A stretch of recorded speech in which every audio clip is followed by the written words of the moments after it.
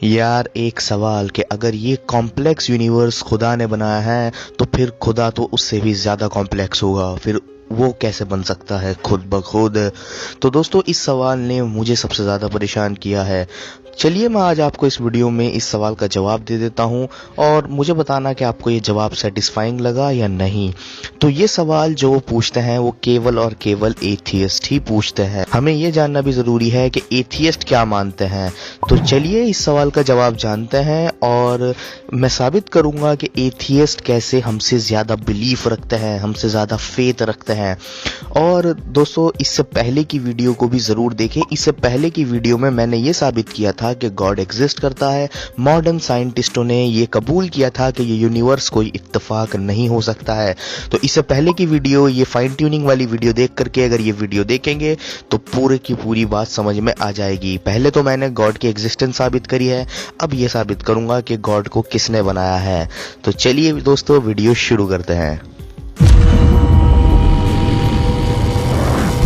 तो दोस्तों एक तरफ हमारे पास मौजूद है एथियस्ट बॉय रिचर्ड और दूसरी तरफ एक मुस्लिम बॉय एक थियस्ट मौजूद है। तो एथियस्ट लोग कहते हैं यूनिवर्स जो है वो किसी गॉड ने नहीं बनाया है, लेकिन जब से हमको पता चला है कि ये यूनिवर्स हमेशा से नहीं है, ये यूनिवर्स की भी स्टार्टिंग है, इस कायनात की भी स्टार्टिंग है, ये कायनात हमेशा से नहीं है, तो एथियस्टों ने, नास्तिकों ने जब से ये कहना शुरू कर दिया है कि जो एनर्जी इस यूनिवर्स को बनाने के लिए चाहिए थी वो हमेशा से थी और हमेशा रहेगी।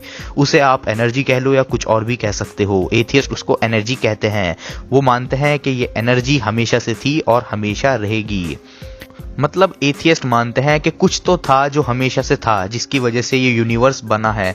मतलब ये चीज कॉज ऑफ एवरीथिंग है, हर चीज इससे है, ये एनर्जी जो कि हमेशा से थी। तो हम ये कह सकते हैं कि जिस तवानाई से कायनात बनी है वो एनर्जी, वो तवानाई तो हमेशा से है।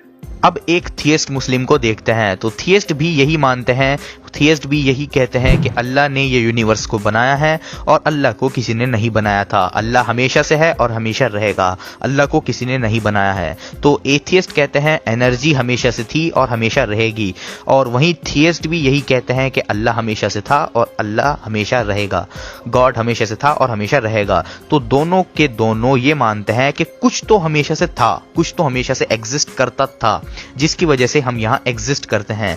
तो दोनों का इस पॉइंट पे बराबर का फेथ है, या आप लोग कह सकते हो ये दोनों चीजें एक ही हैं। थियस्ट भी गॉड को कॉज ऑफ एवरीथिंग मानते हैं और एथियस्ट भी इस एनर्जी को कॉज ऑफ एवरीथिंग मानते हैं। दोनों चीजें एक ही हैं लेकिन नाम अलग अलग हैं। तो जैसा कि हमने जाना है इस वीडियो में कि ये यूनिवर्स बहुत कॉम्प्लेक्स है और इस यूनिवर्स की कॉम्प्लेक्सिटी कोई इत्तेफाक नहीं हो सकती है। तो अब रिचर्ड डॉकिंस ये पूछ रहा है, अगर ये यूनिवर्स इतना कॉम्प्लेक्स है तो इसका बनाने वाला कितना कॉम्प्लेक्स होगा, वो कैसे वजूद में आ सकता है खुद ब खुद। और अगर गॉड खुद ब खुद वजूद में आ सकता है तो ये यूनिवर्स भी खुद ब खुद बन सकता है। तो दोस्तों सवाल तो बहुत लॉजिकल है बंदे का। बोइंग 747 तो खुद गॉड है। ये जिंदगी इतनी कॉम्प्लेक्स है कि बगैर किसी के बनाए ना अंडा बन सकता है ना कोई जिंदा जानदार। ये इतनी पेचीदा और कॉम्प्लेक्स जिंदगी है, ये बगैर किसी के बनाए नहीं बन सकती। तो इसको बनाने वाला तो इससे भी ज्यादा कॉम्प्लेक्स होगा। For the sake of argument बात बड़ी जबरदस्त है। इसको बनाने वाला तो इससे भी ज्यादा कॉम्प्लेक्स होगा। वो खुद ब खुद अगर बन सकता है तो जिंदगी भी खुद ब खुद बन सकती है। लेकिन दोस्तों ये सवाल तो हम खुद एथियस्ट से भी पूछ सकते हैं। भाई आप लोग ये मानते हो कि इस कॉम्प्लेक्स यूनिवर्स को एक हमेशा से मौजूद एक एनर्जी ने बनाया है, तो ये सवाल तो मैं अब आपसे भी पूछ सकता हूं, अगर ये यूनिवर्स इतना कॉम्प्लेक्स है तो वो एनर्जी कितनी कॉम्प्लेक्स होगी जिसने इस यूनिवर्स को बनाया है। अगर वो एनर्जी हमेशा से हो सकती है तो ये गॉड भी हमेशा से हो सकता है। बात दोनों जगह एक ही है। अगर गॉड हमेशा से नहीं हो सकता है तो एनर्जी भी हमेशा से नहीं हो सकती है। अगर एनर्जी हमेशा से हो सकती है तो गॉड भी हमेशा से हो सकता है। तो इस पॉइंट पर भी दोनों का फेथ बराबर है। ये सवाल एथियस्ट भी पूछ सकते हैं और थियस्ट भी पूछ सकते हैं। अगर ये यूनिवर्स इतना कॉम्प्लेक्स है तो इसका बनाने वाला गॉड कितना कॉम्प्लेक्स होगा। और थियस्ट भी कह सकते हैं अगर ये यूनिवर्स इतना कॉम्प्लेक्स है तो इसकी बनाने वाली एनर्जी कितनी कॉम्प्लेक्स होगी। तो दोनों का फेथ बराबर है। दोस्तों अब रिचर्ड डॉकिंस कह रहा है कि वो जो सबसे पहले था, मतलब ये जो सबसे पहले एनर्जी थी ये बहुत सिंपल थी, मतलब वो एनर्जी बहुत सिंपल थी। क्लिप सुनिए। Whatever it is, it's very, very simple. लेकिन दोस्तों ये बात तो थियस्ट भी कह सकते हैं, वो भी कह सकते हैं, फिर तो गॉड भी सिंपल है। अगर एथियस्ट इतना कॉम्प्लेक्स यूनिवर्स बनाने वाली एनर्जी को सिंपल कह सकते हैं तो हम भी इस यूनिवर्स को बनाने वाले गॉड को सिंपल कह सकते हैं। तो फिर से दोनों का बराबर फेथ आ जाता है, दोनों बराबर फेथ पे आ जाते हैं। रिचर्ड डॉकिंस कह रहा है कि ना जाने कितने यूनिवर्स फेल हुए होंगे, मतलब कितने बिग बैंग फेल हो गए होंगे, तब जाके हम इस लकी यूनिवर्स में, इस सक्सेसफुल यूनिवर्स में मौजूद हैं। अब एक थियस्ट यहाँ पर कह सकता है, पहली बात यह है कि साइंटिस्ट कहते हैं कि इस यूनिवर्स की मैथमेटिकल नंबर्स इस यूनिवर्स को एक इत्तेफाक नहीं कह सकते हैं, ये यूनिवर्स कोई इत्तेफाक नहीं हो सकता है। This cosmological constant is tuned to 1 part and 10 to the 120 decimal places. Nobody thinks that's accidental. मान लो, सिर्फ मान लो, मैं नहीं कह रहा ऐसा है, मान लो कि इस मल्टीवर्स में कुछ यूनिवर्सेस अनसक्सेसफुल हैं, यूनिवर्सेस खराब हैं इस मल्टीवर्स में, तो जब भी इस एनर्जी की पावर को, इस एनर्जी की कॉम्प्लेक्सिटी को आप डिनाई नहीं कर सकते, क्योंकि ये यूनिवर्स बहुत कॉम्प्लेक्स है, तो इस एनर्जी ने ही इस यूनिवर्स को बनाया है।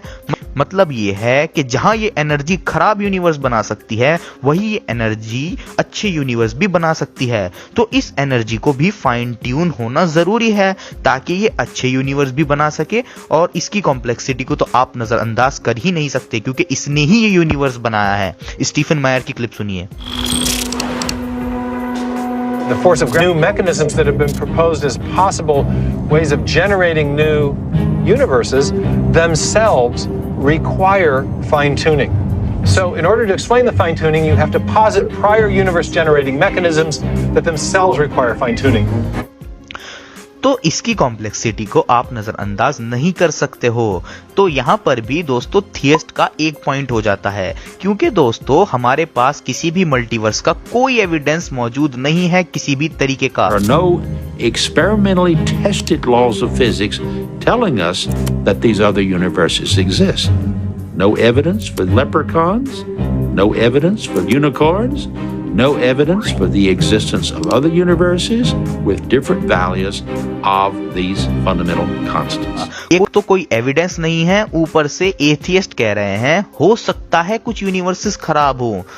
तो मतलब दोस्तों गॉड में मानने वाले जब फाइन ट्यूनिंग की बात करते हैं तो वो एक फैक्ट के ऊपर बात कर रहे होते हैं कि ये फाइन ट्यूनिंग एक फैक्ट है। Fine-tuning in physics refers to the fact, the observed fact, that were we to modify the constants of nature just slightly, life would never appear in this universe. लेकिन atheist तो बेचारे एक theory का सहारा ले रहे हैं अपने आप को बचाने के लिए। मतलब दोस्तों कितनी अजीब बात है, मतलब एक एथियस्ट एक थ्योरी का सहारा ले रहा है और एक थियस्ट एक फैक्ट के ऊपर बात कर रहा है। तो इस वजह से एक थियस्ट का एक पॉइंट हो चुका है। तो दोस्तों अब एक एथियस्ट कोई भी आर्ग्यूमेंट देगा गॉड के अगेंस्ट तो वो इस एनर्जी पर भी अप्लाई होगा। तो अब मैं आपको ये साबित करता हूं कि मैं एक बिलीवर क्यों हूं, मैं एक थियस्ट क्यों हूं, क्यों मुझे थियस्ट एक ज्यादा लॉजिकल एक्सप्लेनेशन लगता है। तो एथियस्ट कहते हैं ये जो एनर्जी है वो अनकॉन्शियस है, मतलब जो कुछ भी हो रहा है वो सब बाय लक हो रहा है, इसके पीछे किसी की कॉन्शियसनेस का हाथ नहीं है। और थियस्ट मुस्लिम कहते हैं यहाँ जो कुछ भी हो रहा है उसके पीछे एक कॉन्शियस गॉड है, ये गॉड ने अपनी मर्जी से ये यूनिवर्स बनाया है और इस गॉड के पास विल भी है। और आज की मॉडर्न साइंस भी कह रही है ये यूनिवर्स में हमारा होना कोई इत्तेफाक नहीं हो सकता है, ये कोई लक नहीं है, ये बहुत कॉम्प्लेक्स यूनिवर्स है, इसकी मैथमेटिकल कैलकुलेशन इस यूनिवर्स को इत्तेफाक नहीं मान सकती है। तो अब एक थियस्ट के 2 पॉइंट हो चुके हैं। अब एथियस्ट कहते हैं हम इरैशनैलिटी से रैशनैलिटी की तरफ आए हैं, मतलब शुरू में चीजें बस रैंडमली अरेंज हो रही थी और उसके बाद एवोल्यूशन शुरू हुई है, मतलब रैंडमली सब कुछ हो गया।